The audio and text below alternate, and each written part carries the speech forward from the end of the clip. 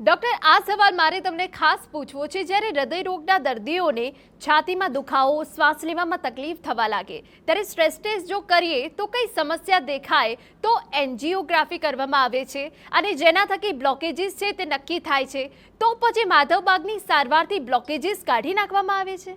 ચોક્કસપણે મને કહેતા આનંદ થશે કે માધવબાગની અંદર જ્યારે આપણે સ્ટ્રેસ ટેસ્ટ કરતા હોઈએ છીએ અને છાતીમાં દુખાવો થાય, શ્વાસ ચડી જાય, હૃદયના ધબકારા વધી જતા હોય છે, બ્લડ પ્રેશરનો રિસ્પોન્સ વધારે પડતો થતો હોય છે, તો એવા સમયે એટલું નક્કી થાય કે એને ઇસ્ચીમિયા હોય છે. ઇસ્ચીમિયા એટલે બની શકે હૃદયની જે દિવાલ છે, નીચેની દિવાલ છે, સાઈડની દિવાલ છે, એમાંથી જે લોહીનો સપ્લાય આપવાવાળી નળીઓ છે એની અંદર ક્યાંક ને ક્યાંક બ્લોકેજ હોવાનો ચાન્સ હોતો હોય છે. તો એવા સમયે જ્યારે એન્જિયોગ્રાફી કરવામાં આવે છે અને એન્જિયોગ્રાફી પછી એન્જિયોપ્લાસ્ટી કરવામાં આવે છે તો એના પહેલાં સમજો આપણે માધવબાગની ટ્રીટમેન્ટ કરતા હોઈએ તો કમ્પેરેટિવલી એવો સ્ટડી કરવામાં આવ્યો છે કે જે એવા પેશન્ટ છે જેમને એન્જિયોપ્લાસ્ટી અથવા બાયપાસ કરવામાં આવી છે અને એમની અંદર સમસ્યાઓનું છાતીમાં દુખવાની સમસ્યા જે હતી એનું નિરાકરણ 14, 15 કે 20% થતું હોય છે. તો માધવબાગની જે આપણે ટ્રીટમેન્ટ કરીએ છીએ એવા પેશન્ટોની કે જેમણે એન્જિયોપ્લાસ્ટી કે બાયપાસ ના કરી હોય એવા પેશન્ટની જ્યારે આપણે ટ્રીટમેન્ટ કરીએ છીએ, બ્લોકેજ સરવાળે જ્યારે ચરબીનું પ્રમાણ શરીરની અંદરથી ઓછું થતું હોય છે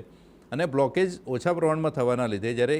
સીટી એન્જિયોગ્રાફીની અંદર આપણે સાબિત કરી શકીએ છીએ કે એવા સીટી એન્જિયોગ્રાફીના રિપોર્ટની અંદર આપણે 40થી 50% ઇમ્પ્રુવમેન્ટ આપણે બ્લોકેજ રિડક્શન કરવામાં મેળવી શકેલા છે. અને જે ઇન્ટરનેશનલ જર્નલ, અલગ અલગ બ્રિટિશ જર્નલ, આ બધાની અંદર આપણા રિસર્ચ પેપર પબ્લિશ થયેલા છે. એટલે એવું આપણે ચોક્કસપણે સાબિત કરી શકીએ છીએ કે માધવબાગની જે ટ્રીટમેન્ટ છે, પંચકર્મ ટ્રીટમેન્ટ છે, આહાર પરિયોજના છે, જે આપણા હેતુઓ પર કામ કરતું હોય છે. એટલે જે કારણના લીધે આ વસ્તુ થઈ છે એ કારણો પર જ્યારે આપણે કામ કરીએ છીએ ત્યારે આવા ચોક્કસપણે સારામાં સારા પરિણામ આપણે મેળવી શકીએ છીએ અને જેના રિસર્ચ પેપર પણ આપણે પબ્લિશ કરી શકીએ છીએ.